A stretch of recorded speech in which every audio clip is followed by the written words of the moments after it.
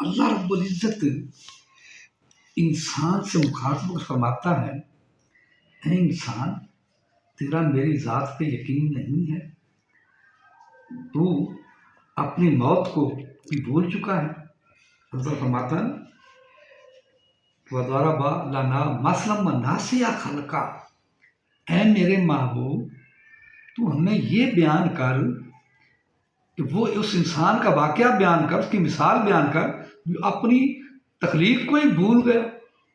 قال من یعظم وحی رمیم، وہ کہتا ہے جب مٹی ہو جائیں گے، مٹی کے ساتھ ہماری ہڈیاں مٹ کر رل جائیں گی، تو پھر کون ہمیں زندہ کرے گا؟ کون ہمیں زندہ کرے گا؟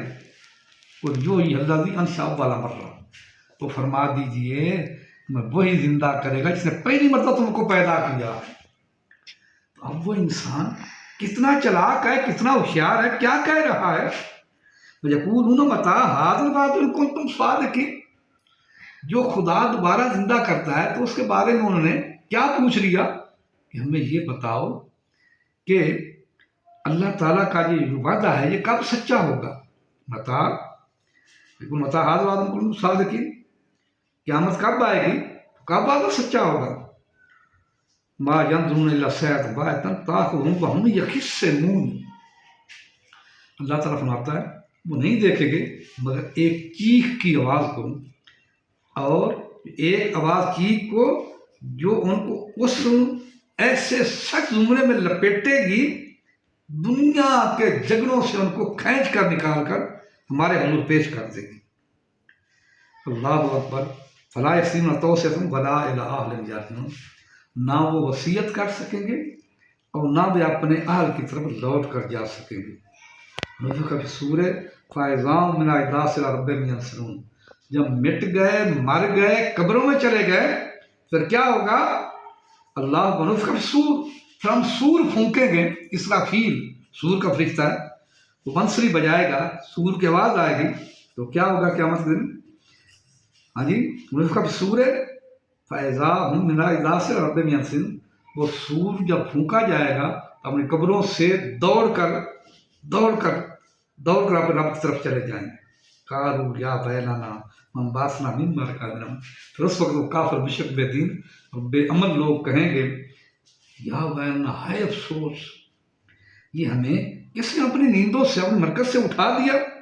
ھذا ما وعد الرحمن صادقا المرسلون، اللہ کی طرف سے آواز آئے گی یہ وہی وعدہ جو رحمان نے تمہارے ساتھ کیا تھا اور نبیوں نے سچی بات بتائی تھی کہ دنیا والوں مرو گے، مر کے پھر اللہ کے حضور حاضر ہوگے، اٹھائے جاؤ قیامت کے دن۔ یعنی کانت رسایت وایتن فائزام جمی اللہ دینا مودن، ایسی چنگاڑ ہوگی کہ ایک چنگاڑ کے ساتھ ہی وہ ہمارے حضور حاضر ہو جائیں گے۔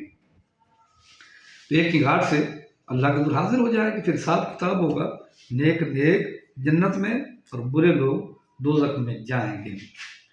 اللہ تعالیٰ کے جو پیارے محبوب ہیں، وہ کتنا پیارا محبوب ہے، کتنا عظیم محبوب ہے، اس پہ صلاۃ و سلام کا وظیفہ پڑھنا کتنا اجر کی بات ہے، کتنی عظیم اجر کی بات ہے۔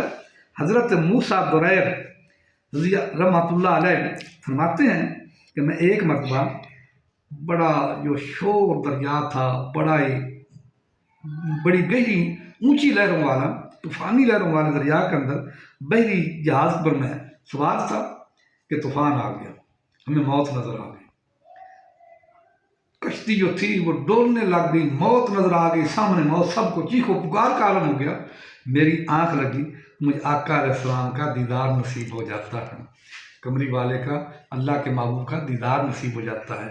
اللہ کے محبوب فرماتا ہے گھبرا نہ، پریشان نہ ہو، ایسے کرو کہ ان سارے کشتی والوں کہہ دو کہ میری ذات پہ 1000 مرتبہ درود پاک کا وظیفہ کر دیں، اللہ تعالیٰ میرے درود کے صدقے اس کشتی کو کنارے کے ساتھ لگا دے گا۔ اللہ اکبر، آنکھ کھلی، سب کو کہتے ہیں آقا کا فرمان ہے، سبھی نے وضو کیے، صلاۃ والسلام کی، ایک ایسی گونج پیدا ہو گئی، کہتے ہیں 300 تک ہم نے نہیں پڑھا تھا کہ سب طوفان ختم ہو گئے اور کشتی کنارے پہ لگ جاتی ہے۔ میری اس ویڈیو کو لائک بھی کرو ایمان والو، اگر تم نا طوفان سے، دنیا کے طوفانوں سے، جبیلوں سے حفاظت میں رہنا چاہتے ہو आका अलैहिस्सलाम ज़ात पर सलात व सलाम का वजीफ़ा ज़रूर किया करो। 1000 मरतबा कर लो, 100 मरतबा कर लो, ये ज़रूर किया करो। इस वीडियो को लाइक भी करो, फॉलो करो, सब्सक्राइब भी ज़रूर किया